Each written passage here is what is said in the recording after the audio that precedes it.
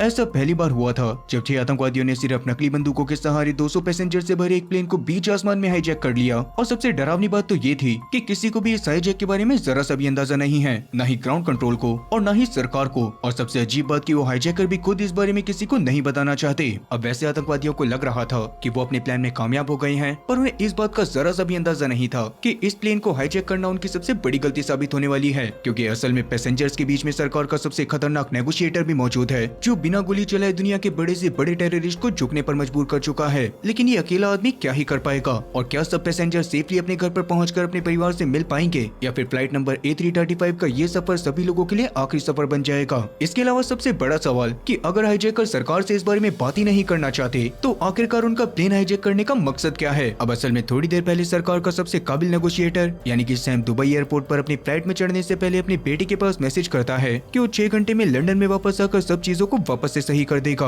असल में सैम की बीवी मार्शा डैनियल नाम के एक दूसरे आदमी के साथ रिलेशन में थी, और सैम के बेटे काय को डैनियल कुछ खास पसंद नहीं था। फिर भी सैम को ये बात पता नहीं होती कि एयरप्लेन में चढ़ने के बाद वो काफी बड़ी मुसीबत में आने वाला है। अब सभी यात्रियों के प्लेन में चढ़ने के बाद पायलट रॉबिन और को पायलट एना दुबई एयरपोर्ट के ग्राउंड कंट्रोल ऑफिसर अब्दुल्ला से बात करते हैं, जिसके बाद प्लेन अपने डेस्टिनेशन यानी कि लंदन सिटी की तरफ उड़ान भरता है। उड़ान भरने के कुछ मिनट बाद ही जब नायोमी नाम की एक लड़की वॉशरूम जाती है, तभी उसको जमीन पर एक बंदूक की गोली दिखाई देती है, जो सच में काफी ज्यादा अजीब था। इसीलिए वो तुरंत ही वापस से आकर अपने दोस्तों को इस बारे में बताती है, जिसके बाद वो तीनों इस बारे में क्रू मेंबर से बात करने वाले थे कि तभी मार्कस नाम का एक बूढ़ा आदमी उन तीनों को परेशान देखकर उनकी परेशानी का कारण पूछता है, जिस पर नायोमी उसे सब कुछ बता देती है। तब सारी चीजें जानने के बाद मार्कस खुद भी परेशान होते हुए नायोमी से वो बुलेट लेता है और उस बारे में क्रू मेंबर से बात करने के लिए बिजनेस क्लास की तरफ चला जाता है। अब वैसे असल में मार्कस बिजनेस क्लास में क्रू मेंबर से बात करने नहीं, बल्कि सैम की सीट से थोड़ा सा आगे बैठे स्टुअर्ट नाम के एक आदमी के पास चला गया था, जिससे बातें करते हुए मार्कस उसको बताता है कि उन्हें अपने प्लान को जल्दी से जल्दी एग्जीक्यूट करना पड़ेगा, क्योंकि उनके टीम के किसी बंदे ने गलती से जमीन पर बुलेट गिरा दी थी और उसके बारे में इकोनॉमी क्लास में बैठी 3 लड़कियों को पता चल चुका है।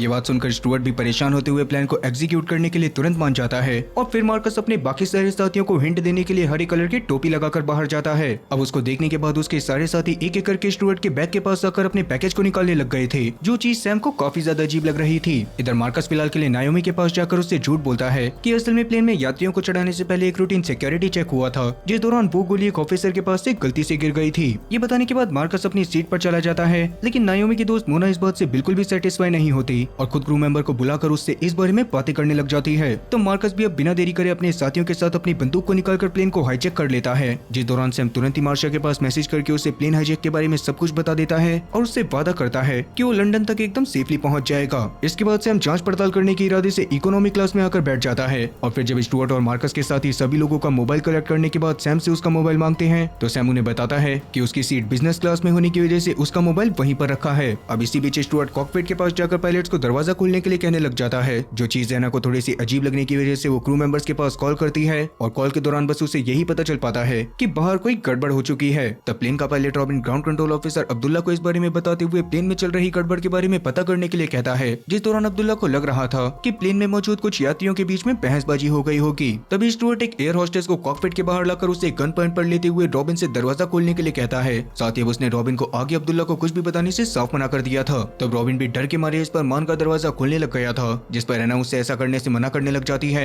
लेकिन वो एयर होस्टेस असल में रॉबिन की गर्लफ्रेंड थी, उसी वजह से वो एना की बात को नहीं मानता। तब रॉबिन के दरवाजा खोलते हुए एना उसे वापस से रोकने की कोशिश करने लग जाती है, जिससे गुस्से में आकर रॉबिन अपने हाथ में मौजूद एक बोतल से एना को मारता है और आखिरकार दरवाजा खोल ही देता है। उधर दूसरी तरफ ग्राउंड कंट्रोल ऑफिस में अब्दुल्ला रॉबिन के अचानक कांटेक्ट तोड़ देने की वजह से काफी ज्यादा परेशान था, पर तभी रॉबिन उससे वापस कांटेक्ट करके कहता है कि तुम्हारा अंदाजा सही था, फ्लाइट में लोग खिड़की वाली सीट के लिए लड़ाई कर रहे थे, पर अब सब कुछ कंट्रोल में है। अब वैसे आप लोगों में से बस में, ट्रेन में या फिर प्लेन में जो खिड़की वाली सीट के लिए लड़ाई करता है, वो कमेंट सेक्शन में अपनी हाजिरी जरूर लगा देना। खैर अभी के लिए रॉबिन की बातें सुनने के बाद अब्दुल्ला थोड़ा सा शांत तो हो गया था, लेकिन अभी भी बार बार उसके दिमाग में यही बात चल रही थी कि रॉबिन ने अचानक से उससे कांटेक्ट क्यों तोड़ दिया। वहीं प्लेन में अब तक स्टुअर्ट कॉकपिट में आ चुका था और रॉबिन से उसी ने वो सारी की सारी बातें बंदूक की नोक पर बुलवाई थी। इसी बीच दुबई एयरपोर्ट के ग्राउंड कंट्रोल ऑफिस में काम करने वाली नीला नाम के स्टाफ मेंबर के पास उसके पति का कॉल आता है, जो काफी ज्यादा परेशान लग रहा था और पीछे से नीला की बेटी की चिल्लाने की आवाज भी आ रही थी। उस आवाज को सुनकर नीला काफी ज्यादा परेशान हो जाती है और असल में नीला की गद्दारी की वजह से ही स्टुअर्ट और उसके साथी हथियारों के साथ प्लेन में चढ़ने में कामयाब हो पाए थे, और फिलहाल के लिए कुछ आतंकवादी नीला के घर में सबूत मिटाने के लिए पहुंच गए थे। इसी बात से परेशान होते हुए नीला तुरंत ही तबियत खराब होने का बहाना बनाकर शॉर्ट लीव पे घर पहुंच जाती है, लेकिन उसके घर में अब कोई भी मौजूद नहीं होता। दूसरी तरफ क्रू मेंबर की मदद से स्टुअर्ट प्लेन में अनाउंस अनाउंस करवाता है कि प्लेन पूरी तरह से हाईजैक हो चुका है और अगर किसी भी यात्री ने कोई भी गड़बड़ करने की कोशिश करी तो उसे तुरंत ही मौत के घाट उतार दिया जाएगा। जिंदा रहने का एकमात्र तरीका अब सिर्फ यही था कि कोई भी इंसान किसी भी तरह की कोई भी होशियारी करने की कोशिश बिल्कुल भी ना करे।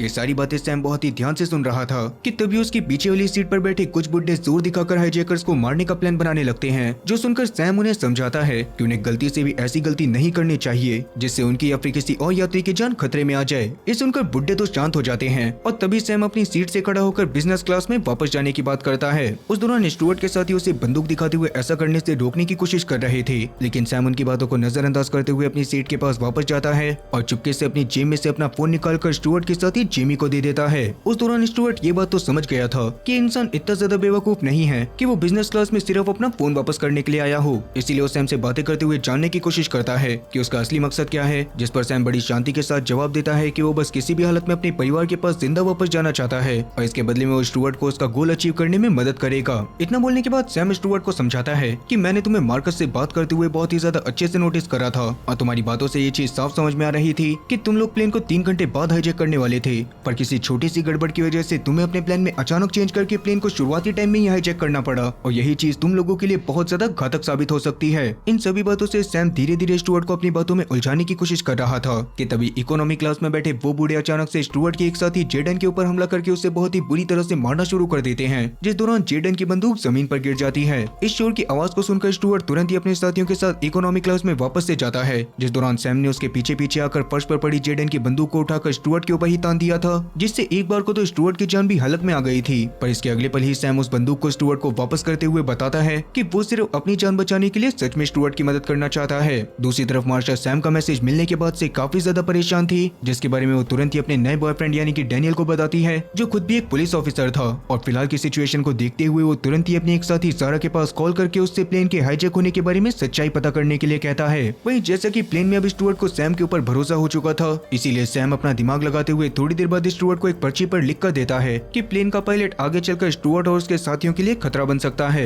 ये बात भी स्टुअर्ट को एकदम सही लगती है, इसीलिए वो तुरंत ही पायलट रॉबिन से प्लेन को ऑटो पायलट मोड पर डालने के लिए कहकर उसे बिजनेस क्लास की एक सीट में ले जाकर बिठा देता है। पर ये सब असल में सैम का एक प्लान था ताकि वो रॉबिन से बात कर सके। दरअसल बिजनेस क्लास की सीट्स में पैसेंजर के पास गेम्स खेलने का ऑप्शन भी था, जिसके चैट फीचर से सैम रॉबिन से आराम से बात कर सकता है। इसीलिए अभी वो स्टुअर्ट के बिजनेस क्लास से बाहर जाते ही तुरंत ही रॉबिन को गेम में फ्रेंड रिक्वेस्ट भेजता है, जिसे रॉबिन भी एक्सेप्ट कर लेता है। इधर दुबई में अब्दुल्ला के पास उसका एक साथी आकर उसको बताता है कि लंदन से उनके पास एक ऑफिसर का कॉल आया था, जो फ्लाइट नंबर A335 के हाईजैक होने के बारे में कह रही थी, जिसके बारे में पैसेंजर में से उसके पास किसी ने मैसेज करके बताया था। पर ये शायद पैसेंजर की गलतफहमी होगी, क्योंकि प्लेन में तो बस पैसेंजर की आपस में विंडो सीट की वजह से बहसबाजी हुई थी। इन्हीं सब चीजों के बारे में अब्दुल्ला के साथी ने सारा को बताकर उसे टेंशन ना लेने के लिए कहा था, लेकिन सारा के कॉल के आने के बारे में पता चलने पर अब्दुल्ला को ये बात समझ में आ जाती है कि पक्का प्लेन में कोई ना कोई गड़बड़ जरूर है और रॉबिन को पक्का धमकाकर उससे झूठ बुलवाया गया होगा। इसी वजह से वो थोड़ी देर पहले की सारी सीसीटीवी फुटेज को देखने लग जाता है, जिसमें से एक फुटेज में उसे नीला फोन पर बात करने के बाद बहुत ज्यादा परेशान होते हुए शॉर्ट लीव लेकर अपने घर में जाती हुई दिखाई देती है। अब सच्चाई का पता करने के लिए अब्दुल्ला खुद भी उसके घर में छानबीन करने के लिए चला जाता है, जहाँ पर 2 सफाई करने वाले घर की एकदम अच्छे से सफाई कर रहे थे। और अभी अब्दुल्ला के उन लोगों से नीला के बारे में पूछने पर वो लोग बताते हैं कि नीला ऊपर वाले बाथरूम में गई है। तब अब्दुल्ला ऊपर जाकर नीला के बाथरूम से बाहर आने का इंतजार करने लग जाता है, मगर काफी देर तक नीला के बाथरूम से बाहर न आने के बाद जब अब्दुल्ला खुद बाथरूम के अंदर जाता है तो उसकी आंखें एकदम फटी की फटी रह जाती हैं, क्योंकि बाथरूम में नीला और उसके परिवार की लाशें पड़ी हुई थी। उन्हें देखने के बाद अब्दुल्ला बहुत ज्यादा घबरा गया था, मगर वो इस बारे में बाहर जाके किसी को बता पाता उससे पहले ही एक क्लीनर ऊपर आकर अब्दुल्ला को शूट करते हुए उसको भी खत्म कर देता है। इधर प्लेन में गेम के जरिए रॉबिन से बात करने के बाद सैम को पता चलता है कि प्लेन की सिचुएशन के बारे में नीचे किसी को कुछ भी नहीं पता। ये जानकर सैम रॉबिन को याद दिलवाता है कि जल्दी ही वो इराक के ऊपर से निकलने वाले हैं, जहाँ के एयर ट्रैफिक कंट्रोल वाले रॉबिन से कांटेक्ट करने की कोशिश करेंगे और उन्हें कोई भी जवाब न मिलने पर वो मिलिट्री के एयरक्राफ्ट को प्लेन के पास भेजेंगे। इसी मौके के जरिए बाहर के लोगों को प्लेन के हाईजैक होने के बारे में हिंट दिया जा सकता था। कि रवि प्लेन के इराक के ऊपर से जाने पर इराक ATC वाले जब प्लेन से कांटेक्ट करने की कोशिश करते हैं तो काफी देर तक कोई भी जवाब न आने की वजह से वो लोग परेशान होने लग जाते हैं। और तब से हम जल्दी से खड़ा होकर स्टुअर्ट से बोलता है कि रॉबिन को ATC वालों से बात करनी ही पड़ेगी, और अगर वो ऐसा नहीं करेगा तो इराक एयरलाइन वाले मिलिट्री जेट्स को उनके प्लेन के पास भिजवाकर प्लेन को ब्लास्ट करवा देंगे। ये बात सुनने के बाद स्टुअर्ट तुरंत ही अन्ना को कॉकपिट में ले जाकर उससे ATC वालों से बात करने के लिए कहता है। पर जैसा कि इतनी बार कांटेक्ट करने की कोशिश करने के बावजूद भी इराक एयरलाइन के पास मेन कैप्टन की तरफ से कोई भी जवाब नहीं गया होता, इसी वजह से उन्हें प्लेन में कोई गड़बड़ होने का शक हो जाता है और अब वो सिर्फ मेन कैप्टन रॉबिन से ही बात करना चाहते थे। ये सुनकर सैम जबरदस्ती कैप्टन को उसकी सीट से उठाकर कॉकपिट की तरफ लेकर जाने की कोशिश करने लग जाता है, जिस दौरान उनके ही बनाए गए के प्लान की वजह से कैप्टन उसकी बातों को नहीं सुन रहा था, जो देखकर सैम तुरंत ही उसकी गर्लफ्रेंड को लेकर आता है और स्टुअर्ट का एक आदमी लुइस तुरंत ही उसकी गर्लफ्रेंड के ऊपर गन पॉइंट कर देता है। तब ना चाहते हुए भी कैप्टन को उनकी बात मानकर इराक एटीसी वालों से बात करके सारे इश्यूज को सॉल्व करना पड़ता है। लेकिन अपनी सीट पर वापस जाने से पहले कैप्टन ने हवाई जहाज की पोजीशन को थोड़ा सा टेढ़ा कर दिया था और उनके प्लेन के हाईजैक होने के बारे में ग्राउंड कंट्रोल को बताने का उसका तरीका यही था। तब ग्राउंड कंट्रोल को इस बारे में खबर लगने पर वो तुरंत ही लंदन एयरलाइन वालों से बात करते हुए उन्हें इस बारे में बताते हैं और फिर ये खबर थोड़ी ही देर में ज़ारा तक भी पहुंच जाती है। इसके थोड़ी देर बाद ही सैम जब प्लेन के अंदर गेम के जरिए रॉबिन से बातें कर रहा था, तभी अचानक स्टुअर्ट की नजर रॉबिन के ऊपर पड़ जाने की वजह से वो गुस्से में आकर बंदूक के पीछे वाले हिस्से से रॉबिन के सर के ऊपर वार करता है, जिस दौरान सैम उसका बीच बचाव करने के लिए उसके पास आ गया था। पर अब तो स्टुअर्ट और ज्यादा गुस्से में आकर सीधा सैम को ही शूट करने वाला था। उस दौरान सैम की फट के 4 से 64 हो जाती है, मगर कुछ ना कर पाने के कारण वो चुपचाप अपनी सीट पर बैठा रहता है और स्टुअर्ट बस उसको धमकाकर वहाँ पर से निकल जाता है। तब सैम की पीछे वाली सीट पर बैठा यूसुफ नाम का आदमी सैम को कहता है कि अगर मैं हाईजैकर्स में से एक होता तो तुम्हारी इस गलती की वजह से मैं तुम्हें मौके पर ही शूट करके खत्म कर देता। अभी शुरुआत में तो सैम को इस बात का मतलब समझ में नहीं आता, पर बाद में यूसुफ आसपास बैठे बंदूक के जरिए सैम से बातें करते हुए उसको बताता है कि शायद हाईजैकर्स के पास मौजूद बंदूकों के अंदर नकली गोलियां हैं। ये बात यूसुफ इतना ज्यादा कॉन्फिडेंस के साथ इसी वजह से भी बोल रहा था क्योंकि वो खुद भी 30 साल तक सेना में काम कर चुका है और उसने इस तरह के काफी सारे आतंकवादी देखे हैं। हालांकि सैम इस बात पर बिना प्रूफ के भरोसा नहीं कर सकता था क्योंकि उसका एक गलत मूव प्लेन में बैठे 200 लोगों की जान के ऊपर भारी पड़ सकता है। इस पर सैम के बगल वाली सीट पर बैठा यूगो नाम का बंदा सैम को याद दिलवाता है कि जब थोड़ी देर पहले उन बूढ़े आदमियों ने जेडन के ऊपर हमला करा था तो जेडन की बंदूक जमीन पर गिर जाने की वजह से उसमें से एक गोली चली थी और अगर वो गोली असली होती तो उस गोली का खोखा अभी भी वहीं पर पड़ा होता। इस बारे में इकोनॉमी क्लास में जाकर पता करना सच में काफी ज्यादा रिस्की था, इसीलिए यूगो अपनी तबीयत खराब होने का बहाना बनाकर बाथरूम में जाता है और उल्टी करने की आवाजें निकालते हुए एक टिश्यू पेपर पर इकोनॉमी क्लास वालों के लिए एक मैसेज लिखता है कि वो लोग उस गोली के खोखे को ढूंढने की कोशिश करें। फिर अपनी सीट पर वापस जाते समय हाईजैकर की नजर से बचते हुए यूगो ने उस मैसेज को इकोनॉमी क्लास में फेंक दिया था, जिसको पढ़ने के बाद एक औरत अपना चश्मा ढूंढने के बहाने उस बंदूक के खाली खोखे को ढूंढने की कोशिश करने लग गई थी, मगर बहुत ज्यादा ढूंढने के बावजूद भी उसे वो खोखा कहीं पर भी नहीं मिलता। इतने में ही वहाँ पर स्टुअर्ट के साथ ही लेविस और जिमी पहुंचकर उस औरत को पकड़ लेते हैं और सबको चिल्लाते हुए बोलते हैं कि कोई भी बंदा होशियारी करने की कोशिश बिल्कुल भी न करे। अब तक उस औरत ने भी अपनी सीट पर वापस जाकर अपनी सीट पर लगी लाइट को ऑन करते हुए यूगो को सिग्नल दे दिया था कि उसे बहुत ज्यादा ढूंढने के बावजूद भी खोखा नहीं मिला, जिस बारे में समझ आते ही यूगो वापस से सैम से इस बारे में बातें करते हुए उसे कुछ करने के लिए बोलता है और तब सैम को उस लड़की के बारे में याद आता है जिसे बाथरूम के अंदर बुलेट मिली थी। अगर बंदूक नकली थी या बंदूकों के अंदर नकली गोलियां थी तो उस लड़की को मिली हुई गोली के डिजाइन के बारे में जानकर इस बारे में पता लगाया जा सकता था कि हाईजैकर्स के पास असली बंदूकें हैं या फिर नकली। इसी वजह से सैम अब यूसुफ से असली गोली और नकली गोली का एक एक डायग्राम बनवाता है और एक स्टाफ मेंबर से उस डायग्राम को लड़की के पास भेजकर उसको मिली हुई गोली की शेप जानने की कोशिश करता है। तब लड़की के इशारे के हिसाब से सैम और यूसुफ को ये बात समझ में आती है कि हाईजैकर्स के पास बंदूकें तो पूरी तरह से असली थी, पर बंदूकों के अंदर उन्होंने नकली गोलियां डाली हुई थी। इधर इकोनॉमी क्लास में बैठे दुबई के एक शेख चाचा की तबीयत अचानक से खराब होने लग जाती है, जिनकी दवाई उनके बैग में मौजूद थी, पर सभी यात्रियों के बहुत ज्यादा रिक्वेस्ट करने के बावजूद भी स्टुअर्ट का आदमी जेडन उन्हें उस बैग को नहीं निकालने दे रहा था।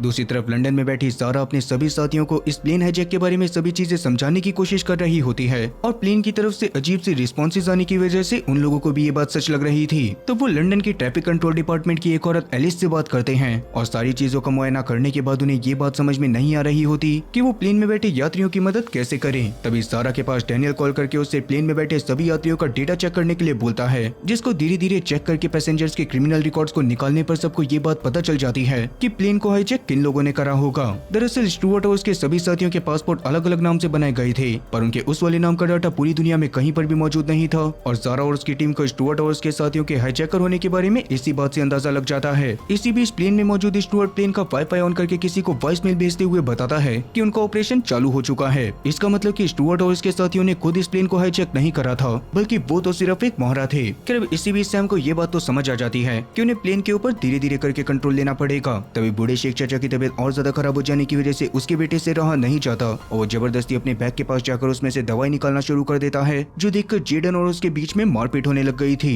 तब उस मारपीट को देखते हुए स्टुअर्ट भी उस तरफ जाने लग जाता है और इसी बात का फायदा उठाकर सैम खुद भी उसके पीछे पीछे जाकर साइड में छुप जाता है। जिस दौरान जब स्टुअर्ट कॉकपिट में जाने के बाद वहाँ पर अपनी बंदूकों के अंदर असली गोलियां भरने लगता है तो सैम मौका देखकर तुरंत ही जहाज के पीछे वाले एरिया में जाकर मार्कस के ऊपर हमला करता है। जिस दौरान सैम की मदद करने के लिए वहाँ पर एक पैसेंजर और आ गया था, मगर मार्कस जैसे तैसे सैम और उस पैसेंजर दोनों से लड़ाई करते हुए अपनी बंदूक को हासिल कर लेता है, जो देखकर वो पैसेंजर तो डरते हुए वहाँ पर से तुरंत ही निकल गया था। अब मार्कस सैम को शूट करने की धमकी दे रहा था, मगर सैम उसके सामने बोल देता है कि उसे पता है कि मार्कस की बंदूक में नकली गोलियां हैं। उतने में स्टुअर्ट बहुत ज्यादा गुस्से में कॉकपिट से बाहर निकलकर एक पैसेंजर को शूट करके जान जान से मार देता है, जो देखने के बाद सैम समेत सभी लोगों की फट के 4 से 64 हो गई थी और अब डर के मारे किसी के मुंह से एक शब्द तक नहीं निकल रहा होता। आगे स्टुअर्ट के कहने पर जेडन डेड बॉडी को बाथरूम के अंदर डाल देता है और वहीं इस अफरा तफरी के माहौल के बाद सैम को भी मार्कस के कहने पर अपने हाथों को जिप टाई की मदद से बांधना पड़ जाता है। अब उस वक्त ये प्लेन जिस कंट्री के ऊपर से जा रहा था वहाँ के एयर ट्रैफिक कंट्रोल वाले वापस से एक बार पायलट से कांटेक्ट करने की कोशिश करते हैं, मगर इस बार स्टुअर्ट गुस्से में आता हुआ पायलट के हेडफोन को ही तोड़ देता है। दूसरी तरफ ज़ारा और उसके साथी इस बारे में पता लगाने में लगे हुए थे कि आखिरकार हाईजैकर्स ने प्लेन को हाईजैक क्यों करा है और प्लेन को हाईजैक करके वो आखिरकार सरकार से क्या करवाना चाहते हैं। इसी बीच सैम की बीवी मार्शा के पास एक डिलीवरी वाले का कॉल आता है जो उसके घर पर पार्सल लेकर आया था,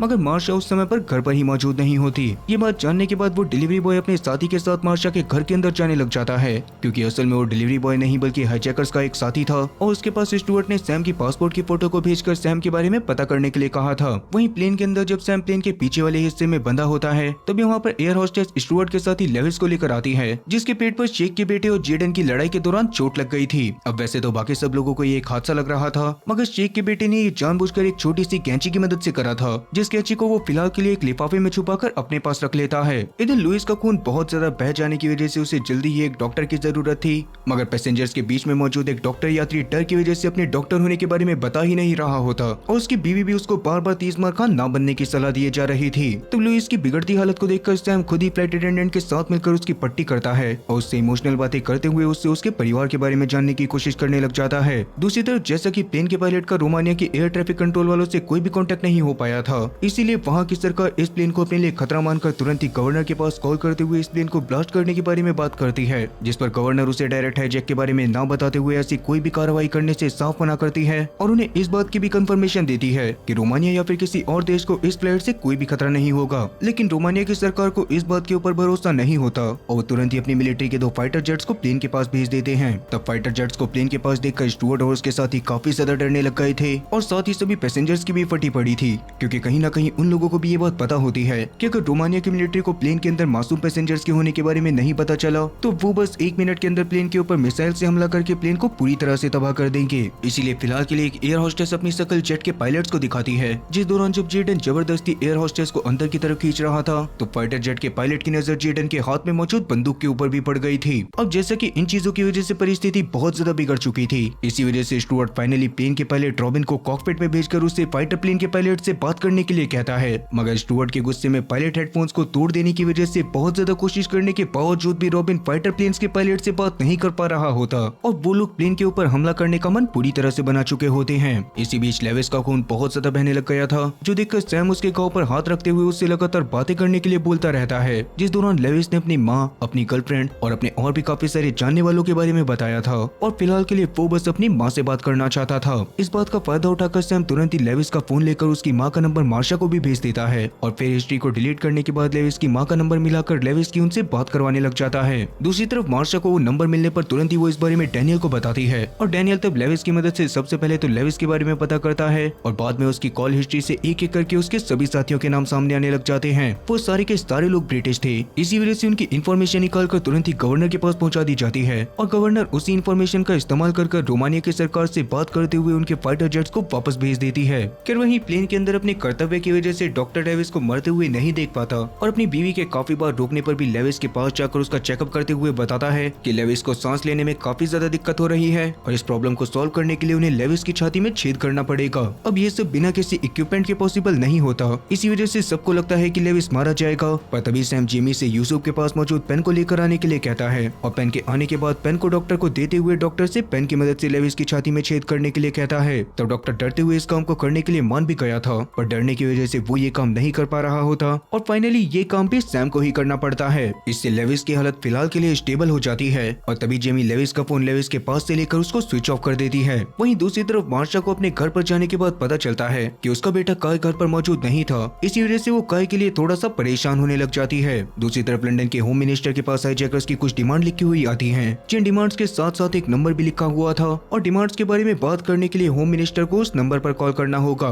उन डिमांड्स को देखने के बाद होम मिनिस्टर तुरंत ही गवर्नर से बात करके उसके पास ऑफिस में पहुंच जाता है और गवर्नर के साथ साथ बाकी सारे लोगों को बताता है कि वो हाईजैकर्स प्लेन को छोड़ने के बदले में एडगर जॉनसन और जॉन बिली ब्राउन नाम के 2 क्रिमिनल्स को आजाद करवाना चाहते हैं। अब जितने वो लोग इस बारे में बातें कर रहे थे उतने प्लेन के अंदर लेविस की बहुत बुरी हालत के बारे में जानकर स्टुअर्ट तुरंत ही उसके पास पहुंच जाता है, जिस दौरान स्टुअर्ट सैम को उसकी सीट पर भेजकर खुद लेविस से बातें करने लग जाता है और लेविस उसे कहता है कि उसने माँ के पास फोन करा था। अब इस बारे में सैम ने भी सुन लिया था और अपनी सीट पर जाकर इस बारे में सोचते हुए सैम को ये बात समझ आई कि स्टुअर्ट असल में लेविस का बड़ा भाई है और उन दोनों की माँ एक ही है। ये समझ आते ही सैम को सोचने के बाद स्टुअर्ट के पास जाके कहता है कि आपका भाई जल्दी ही मारा जाएगा। ये सुनने के बाद स्टुअर्ट काफी ज्यादा डर तो गया था, पर उसे ये बात समझ में नहीं आ रही होती कि लेविस के स्टुअर्ट का भाई होने के बारे में सैम को किसने बताया। इस पर सैम झूठ कहता है कि जख्म के दर्द के चलते लेविस ने ही उसे इस बारे में बताया था। तब लेविस की हालत के बारे में जानकर स्टुअर्ट तुरंत ही उसके पास प्लेन के पीछे वाले हिस्से में जाने लग जाता है, जिसके पास वो थोड़ी देर पहले डॉक्टर को छोड़कर आ गया था। तब उसको जाता हुआ देखकर सैम तुरंत ही डॉक्टर को कॉल करके उससे स्टुअर्ट से यही कहने के लिए कहता है कि लेविस के पास बस 1 घंटे का टाइम है, क्योंकि अगर धोखे से भी डॉक्टर कोई और बात बोल देता तो स्टुअर्ट गुस्से में आकर सैम और डॉक्टर दोनों की जान ले लेता। डॉक्टर भी इस पर मानकर स्टुअर्ट के आने पर उससे यही बोलता है और दरअसल सैम का प्लान प्लेन को रोमानिया के किसी एयरपोर्ट पर इमरजेंसी लैंडिंग करवाने का था और लेविस के दिमाग में उसने स्टुअर्ट की जान जाने का डर इसी वजह से बिठाया होता है। खैर अभी सैम का प्लान पूरी तरह से काम कर जाने की वजह से स्टुअर्ट जेमी से बातें करते हुए उससे प्लेन को इमरजेंसी लैंडिंग करवाने के लिए कहने लग गया था, जिसके बारे में रॉबिन से बात करने पर उन्हें पता चलता है कि वो फिलहाल के लिए एयरप्लेन को हंगरी के एयरपोर्ट पर लैंड करवा सकते हैं, लेकिन प्लेन को लैंड करवाने से पहले उन्हें एयर ट्रैफिक कंट्रोल वालों से बात करके उन्हें सारी चीजों की इन्फॉर्मेशन देनी पड़ेगी और लेविस की जान बचाने के लिए मेडिकल टीम को रनवे के ऊपर पहले से तैनात करवाना पड़ेगा। जब रॉबिन स्टुअर्ट से इस बारे में बातें कर रहा होता है तो इस बीच सैम को पायलट एना के पास जाकर उससे पूछता है कि क्या उसे हंगरी लैंग्वेज आती है। एना इस पर हाँ बोलती है और तब सैम उसको एयर ट्रैफिक कंट्रोल वालों से हंगरी लैंग्वेज में ही बात करने के लिए कहता है। अब एना भी बिल्कुल ऐसा ही करती है और एयर ट्रैफिक कंट्रोल वालों से बातें करते हुए उन्हें एक मेडिकल टीम को रनवे पर तैनात करने के लिए बोलती है, जिसके साथ साथ एना ने हंगरी लैंग्वेज में ही उन लोगों को प्लेन के हाईजैक होने के बारे में भी कंफर्मेशन दे दी थी। तब सारी बातों को जानने के बाद एयर ट्रैफिक कंट्रोल वाले सबसे पहले तो हंगरी एयरपोर्ट की सिक्योरिटी को बढ़वाते हैं और बाद में लेविस की मदद करने के लिए प्लेन को उतरने की इजाजत भी दे देते हैं। लेकिन इस बीच लेविस बार बार डॉक्टर से उसकी मदद न करने के लिए कह रहा था, जिसके बारे में जानबूझकर डॉक्टर स्टुअर्ट को कुछ भी नहीं बताता। और प्लेन के उतरते समय जब थोड़ी देर बाद स्टुअर्ट लेविस के पास आता है तो उसे पता चलता है कि लेविस ने किसी वजह से अपनी छाती में घुसे हुए पेन को बाहर निकालकर खुद को खत्म कर लिया है। इससे स्टुअर्ट को काफी ज्यादा बुरा लगता है और बाद में मार्कस सैम के पूछने पर उसे बताता है कि असल में वो लोग जिन लोगों के लिए काम करते हैं वो लोग बहुत ज्यादा खतरनाक हैं और उन लोगों के पास सैम की फैमिली से लगाकर बाकी सबकी फैमिली का भी डेटा है। तो इसीलिए अगर धोखे से भी प्लान में कोई चेंजेस आती हैं या फिर कोई गड़बड़ होती है तो ऐसे में सबकी फैमिली की जान को खतरा है। उन्हीं लोगों ने बहुत पहले मार्कस की मदद से स्टुअर्ट और लेविस के पिता को भी मरवा दिया था, क्योंकि उन्होंने भी उन लोगों के साथ गद्दारी करने की कोशिश करी थी। ये बात सुनकर सैम खुद भी अपनी फैमिली के लिए बहुत ज्यादा परेशान होने लग जाता है और इसी बीच लेविस के मर जाने की वजह से स्टुअर्ट प्लेन को नीचे उतरवाते पायलट से उसे वापस से ऊपर करने के लिए कह देता है। इससे हंगरी एयरपोर्ट वाले और बाकी सारे लोग सच में काफी ज्यादा हैरान रह गए थे। और वहीं दूसरी तरफ लंदन गवर्नर के ऑफिस में होम मिनिस्टर को ये बात समझ में आ ही नहीं रही थी कि उन्हें उन दोनों आतंकवादियों को छोड़ना चाहिए या फिर नहीं। दरअसल वो दोनों आतंकवादी सच में बहुत ज्यादा खतरनाक थे और उनका सिस्टम पूरी की पूरी दुनिया के अंदर फैला हुआ था। इधर डैनियल को लेविस की माँ का नंबर मिल जाने की वजह से वो कुछ ही देर में उन्हें ट्रैक करके उनके घर पे पहुंच जाता है, जहाँ पर जाने के बाद वो उनसे लेविस और स्टुअर्ट के बारे में सवाल जवाब करने लग गया था। मगर लेविस की माँ को सब कुछ पता होने के बावजूद भी वो उनके बारे में कुछ भी बताने को तैयार नहीं थी। तो वो डैनियल को लेविस और स्टुअर्ट के पिता के बारे में बताती है, जिन्होंने खुद भी उन आतंकवादियों के लिए कई सालों तक काम करा था, पर उसके बावजूद भी उन आतंकवादियों ने उनको मौत के घाट उतरवा दिया। इस बारे में जानने के बाद डैनियल तुरंत ही साइड में जाकर गवर्नर को इस बारे में कॉल करके बताता है, पर इसके जस्ट 1 मिनट बाद डैनियल के उस डुकरिया के पास जाने पर वो डुकरिया वहाँ पर से भाग चुकी होती है। इस बारे में पता चलते ही डैनियल तुरंत ही रोड पर उसका पीछा करना शुरू कर देता है, मगर वो डुकरिया इतना ज्यादा डर चुकी थी कि कुछ ना बताने के चक्कर में वो रोड पर आ रही एक तेज रफ्तार ट्रक के सामने आकर खुद को खत्म कर लेती है। ये देखकर डैनियल को तो पूरी तरह से दिमाग खराब हो जाता है। और वहीं दूसरी तरफ गवर्नर ऑफिस में सबको दुबई में हुई नीला और अब्दुल्ला की मौत के बारे में पता चलता है, जिसके बारे में पता चलते ही होम मिनिस्टर को लगने लग गया था कि उन्हें यात्रियों की जान बचाने के लिए आतंकवादियों की बात को मान ही लेना चाहिए। इसी बीच सैम के घर में जब सैम का बेटा काई अपनी यूनिवर्सिटी से वापस आता है तो उसके बस थोड़ी देर बाद ही 2 क्लीनर्स वहाँ पर उसको मारने के लिए पहुंच जाते हैं, जो उसको पागल कुत्तों की तरह पूरे घर के अंदर ढूंढने लग गए थे। वहीं दूसरी तरफ यात्रियों की जान बचाने के लिए एडगर जॉनसन और बिली ब्राउन को एक गाड़ी देकर छोड़ दिया गया था, मगर डैनियल फिलहाल के लिए अपने साथियों के साथ उनकी गाड़ियों का पीछा कर रहा था, क्योंकि होम मिनिस्टर का प्लान ये होता है कि प्लेन के एयरपोर्ट पे लैंड करने के बाद जैसे ही यात्री सेफ होंगे वैसे ही डैनियल और उसके साथी एडगर और बिली को वापस से पकड़ लेंगे। लेकिन थोड़ी ही देर में एडगर को इस बारे में पता चल गया था, इसीलिए वो तुरंत ही स्टुअर्ट को एक मैसेज करके अपनी गाड़ी को रोकता है और अपने फोन को डैनियल की गाड़ी की बोनट के ऊपर रखकर अपनी गाड़ी में बैठकर वहाँ पर से तुरंत निकल जाता है। अब वैसे उस मैसेज के अंदर एडगर ने स्टुअर्ट से एक आदमी को जान से मारकर उसकी फोटो भेजने के लिए कहा था, जिसको देखते ही स्टुअर्ट पैसेंजर में बैठी एक यात्री को अपने साथ कॉकपिट में ले जाकर उसे जान से मारने लग जाता है। लेकिन सही समय पर सैम वहाँ पर पहुंचकर उस औरत की जान को बचा लेता है और स्टुअर्ट को समझाता है कि उन लोगों ने पहले जिस पैसेंजर की जान ली थी, ऐसी परिस्थिति में स्टुअर्ट को उसकी फोटो एडगर को भेजनी चाहिए। स्टुअर्ट को भी ये आइडिया अच्छा लगने की वजह से वो भी बिल्कुल ऐसा ही करता है, पर एक पैसेंजर के मरने के बारे में पता चलने पर डैनियल तुरंत ही इस बारे में ज़ारा को बताता है और ज़ारा से गवर्नर को इस बारे में पता चलने पर वो डैनियल से थोड़ी देर के लिए पीछे हटने के लिए कहती है। इधर प्लेन के अंदर सैम को अभी तक ये बात तो समझ में आ गई थी कि अब वापस से कोई भी गड़बड़ होने पर स्टुअर्ट और उसके साथी प्लेन में मौजूद किसी भी यात्री को जान से मार सकते हैं। तो इसी वजह से अब वो स्टुअर्ट और उसके साथियों को बंदी बनाकर प्लेन को अपने कब्जे में लेना चाहता था।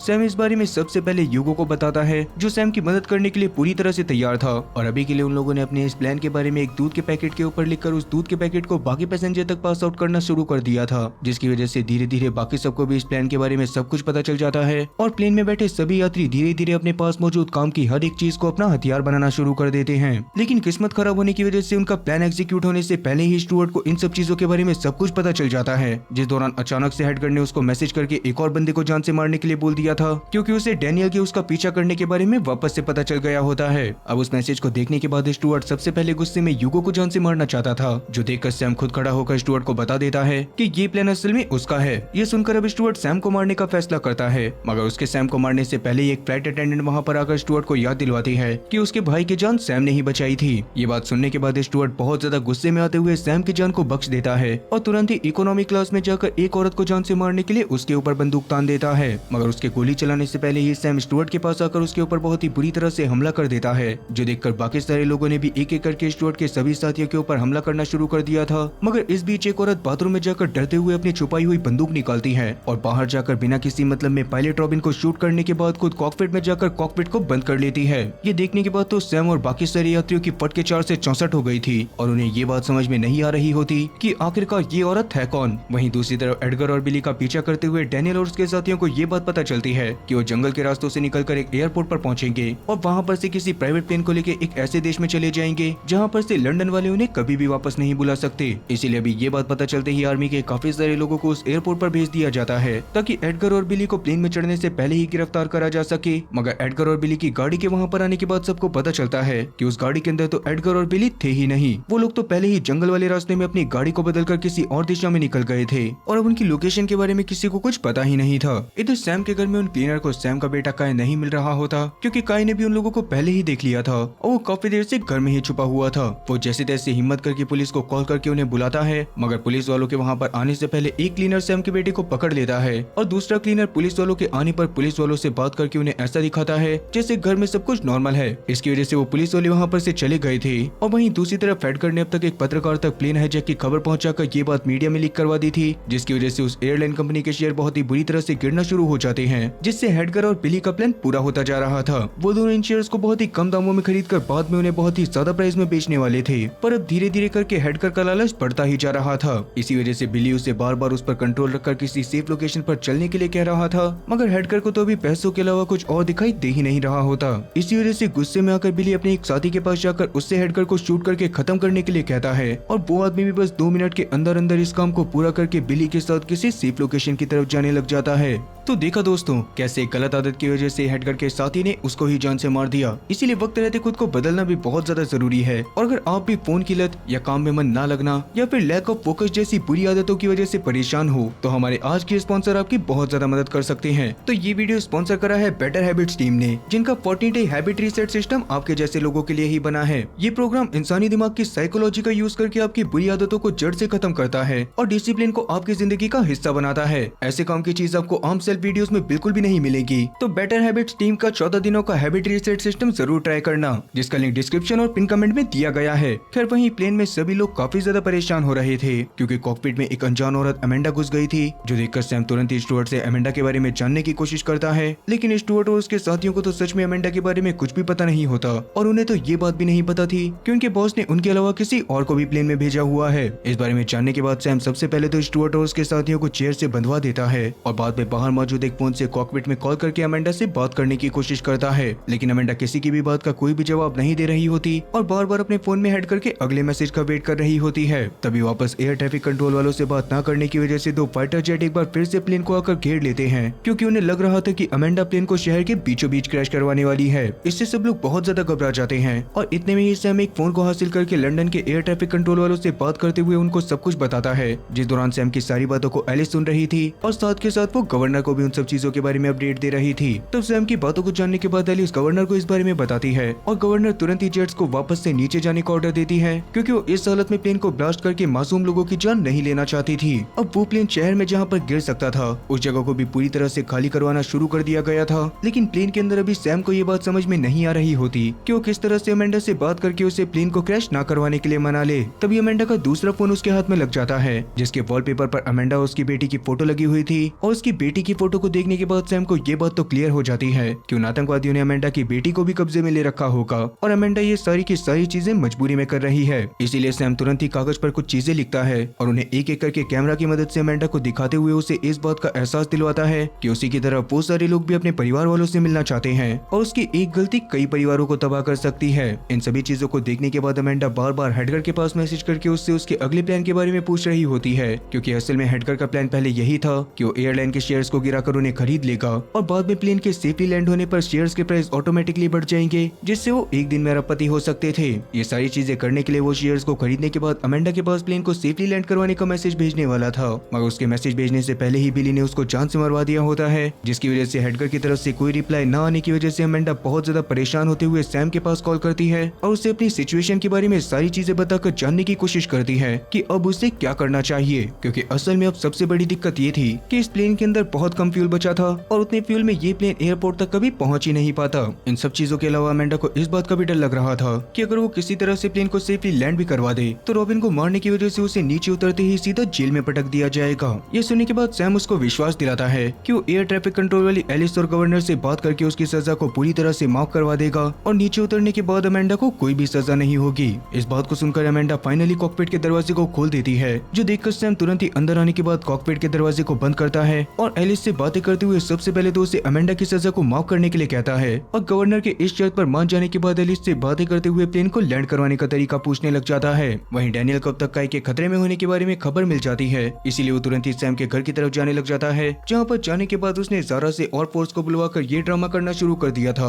जैसे उस बिल्डिंग के अंदर आग लगने की वजह से सभी लोगों को उस बिल्डिंग से बाहर निकालना पड़ेगा। द क्लीनर्स भी डैनियल की बातों में आकर खुद भी बाहर आ जाते हैं, मगर उन लोगों के बाहर आते ही डैनियल के साथ ही उनको दर्द दबोचते हैं, जिससे काई अब फाइनली पूरी तरह से सेफ हो जाता है। इधर एलिस से बात करने के बाद अमेंडा ने प्लेन को एक खाली जगह पर धीरे धीरे लैंड करवाना शुरू कर दिया था, जिस दौरान फ्यूल के खत्म हो जाने की वजह से उसका प्लेन के ऊपर कोई भी कंट्रोल नहीं रहता और सभी लोग बस पैसेंजर्स के जिंदा बचने की प्रार्थना करने लग जाते हैं। तब बहुत ज्यादा मुश्किलों के बाद जैसे तैसे अमेंडा फाइनली प्लेन की क्रैश लैंडिंग करवा ही देती है, मगर उस दौरान प्लेन के पूरी तरह से परखच्चे उड़ गए थे और सबको लग रहा था कि पक्का कोई ना कोई यात्री तो इस दौरान जरूर टपका होगा, मगर जिंदा बचे हुए सभी पैसेंजर की किस्मत बहुत ज्यादा अच्छी होने की वजह से किसी को कोई भी नुकसान नहीं होता और फाइनली अब एक एक करके सभी पैसेंजर्स को सेफली बाहर निकाल लिया जाता है। उस दौरान सैम जब बाहर आने की कोशिश कर रहा था तभी अचानक स्टुअर्ट उसको मारने के लिए उसके पीछे पड़ जाता है, जो देखने के बाद सैम तुरंत ही मार्शा के पास मैसेज करके उसको कॉल करने के लिए कहता है और अपने फोन को बाथरूम में छुपा कर आ जाता है। इससे कुछ सेकंड बाद ही फोन के बजने की वजह से स्टुअर्ट का ध्यान भटक गया था और फाइनली सैम ने उसके ऊपर हमला करके उसकी बंदूक को नीचे गिरा दिया था, जिसके बाद कुछ सेकंड बाद ही वहाँ पर काफी सारे आर्मी के लोग आकर फाइनली स्टुअर्ट को पकड़ ही लेते हैं। इसके बाद सैम बहुत ही ज्यादा टेंशन में प्लेन से बाहर निकलते हुए जाता है और अब उसके मन में खुशी थी कि वो फाइनली अपने परिवार से मिल पाएगा। इसी के साथ इस सीरीज के इस सीजन का यहीं पर एंड होता है, मगर सैम की कहानी यहाँ पर खत्म नहीं होती, क्योंकि आगे की कहानी में सैम और भी भयंकर चीजें करने वाला है। मगर सैम की आगे की कहानी को चैनल पर लाने न लाने का फैसला मैं आप लोगों के ऊपर छोड़ता हूँ, क्योंकि ऐसी बड़ी बड़ी वीडियोस को बनाने में सच में काफी ज्यादा मेहनत लगती है और अगर आप लोग उस चीज को देखना नहीं चाहते तो उस चीज को भी चैनल पर लाने का कोई भी फायदा नहीं है। तो अगर आप लोग सैम की आगे की कहानी को जानना चाहते हो तो कमेंट सेक्शन में हाईजैक जरूर लिखना, और अगर हर बार की जगह इस बार 69 लोग इसके सेकंड पार्ट को देखने के लिए कमेंट करते हैं तो मैं उन 69 लोगों के लिए भी इसके सेकंड पार्ट को लेकर जरूर आऊंगा, इसलिए कमेंट करना बिल्कुल भी मत भूलना और अपनी बुरी आदतों से छुटकारा पाने के लिए बेटर हैबिट टीम के 14 दिन के हैबिट रीसेट सिस्टम को जरूर ट्राई करना। बाकी मिलते हैं मेरे नेक्स्ट वीडियो में, तब तक के लिए टाटा और गुड बाय।